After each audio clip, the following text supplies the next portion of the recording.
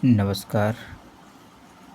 RP lectures में आप सभी का बहुत बहुत स्वागत है।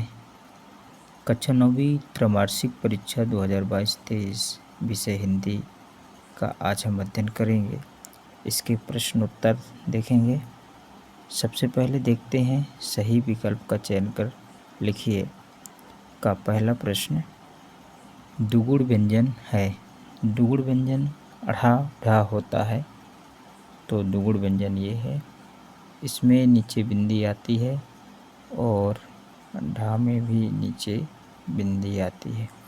ये दुगुड़ व्यंजन है। इसमें ढा में बिंदी विकल्प में नहीं लगाई गई है, क्योंकि होना चाहिए।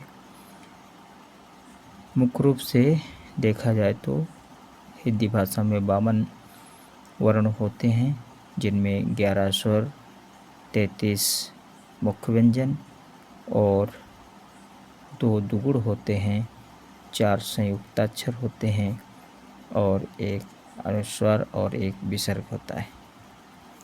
इस प्रकार से कुल 52 वर्ण हिंदी में होते हैं। जो व्यक्ति अपनी किस्मत खुद रचते हैं उन्हें मेहनती कहते हैं। उन्हें मेहनती कहेंगे। एक दिन का भुज का पाठ विधा जो है वो डायरी है। और अगला प्रश्न है धरती शब्द का विलोम शब्द होगा तो धरती का आकाश होगा। 5वां प्रश्न 2 वर्णों के मेल से उत्पन्न विकार को कहते हैं, तो संधि कहते हैं। अगला प्रश्न है कारक के प्रकार होते हैं, तो कारक के 8 प्रकार होते हैं, 7 विभक्तियां होती हैं। चलते हैं अगले प्रश्न नंबर 2 रिक्त स्थान की पूर्ति कीजिए। पहला प्रश्न है मेहमान को भोजन में सबसे ज़्यादा खाली स्थान पसंद था। क्या पसंद था? पापड़। ये सब ब्रिज कोर्स से आए हुए प्रश्न हैं, जो 9th में ब्रिज कोर्स थी उसी से प्रश्न लिए गए हैं।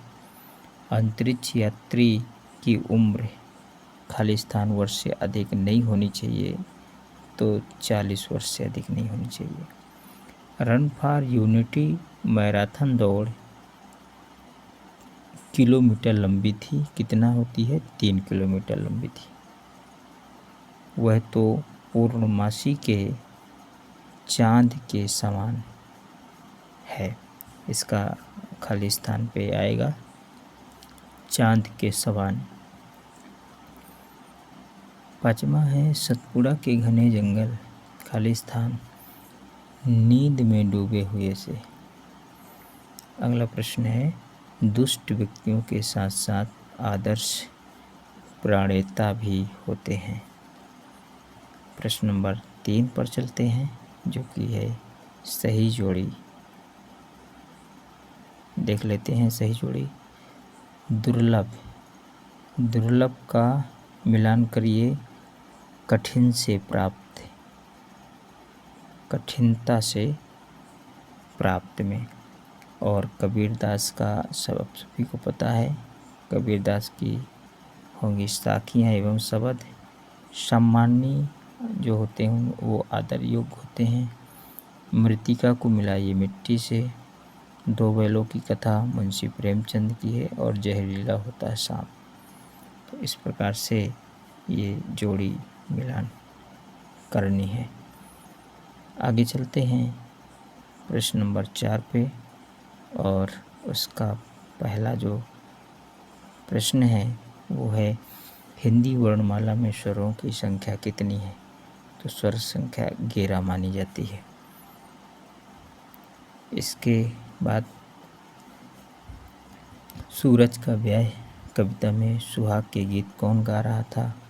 तो कोयल गा रही थी। कौन गा रहा था? कोयल सुहाग के गीत। भारत के अंतरिक्ष केंद्र का नाम बताइए।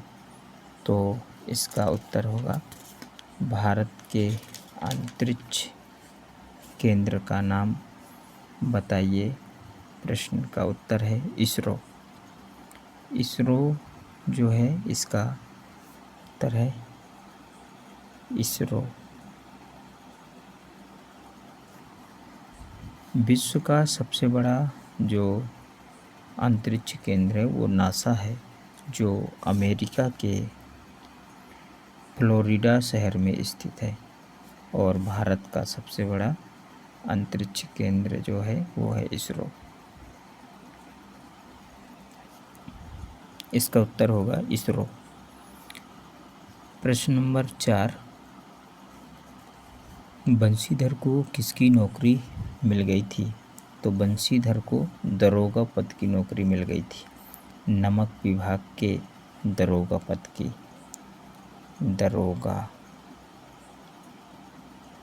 दरोगा पद की नौकरी मिल गई थी।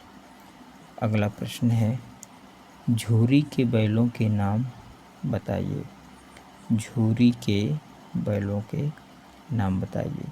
झूरी काछी के 2 बैल थे और उन बैलों का नाम था, एक का नाम था हीरा और दूसरे का नाम था मोती। हीरा और मोती नामक तो उनके बैल थे। हेलन केलर की पहली गुरु कौन बनी? तो हेलन केलर की पहली गुरु उसकी माँ बनी थी। कौन बनी थी? उसकी माँ। माँ का नाम था Catherine Adams Keller. Catherine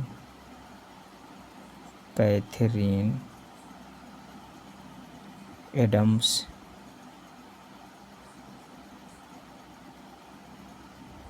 Keller. और इनकी माँ ने फिर अपने बच्चे की पढ़ाई के लिए एनी सुल्विन से मुलाकात की और दूसरी गुरु उनकी एनी सुलिवन बनी। तो आपको इसके प्रश्न का जो उत्तर याद करना है या रखना है, तो ये रखना है कि हेलन केलर की पहली गुरु उसकी माँ थी। सत्य पे चलते हैं। यारा लावा उस व्यंजन है।